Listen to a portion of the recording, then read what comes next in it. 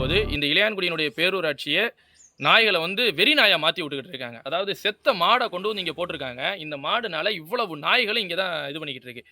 இந்த மாடு கிடக்கிறதுனால இங்கே வந்து இளையான்குடியில் இருக்கக்கூடிய இறைச்சி கடைக்காரவங்க எல்லாருமே வந்து இந்த கழிவுகளை வந்து இதுதான் குப்பைமேடு நீங்கள் நினச்சி கொட்டி விட்டு போகிறதுனால எல்லா நாய்கள் இந்த சுத்தோட்டத்தில் உள்ள எல்லா நாயும் இங்கே போனால் நமக்கு நல்ல மாமிசம் கிடைக்கின்றதுனால இங்கே தான் ஃபுல்லாக நாயாக தெரியுது.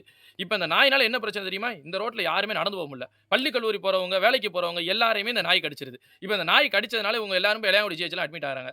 தமிழ்நாட்டிலே பார்த்தோம்னா, நம்ம இளையான்குடியில தான் தெருநாய் கடினால அதிகமா இந்த வெறி பிடிச்ச நாய் கடினால அதிகமா அனுமதிக்கப்பட்டது வந்து நம்ம இளையான்குடியோட அரசு மருத்துவமனையில தான்.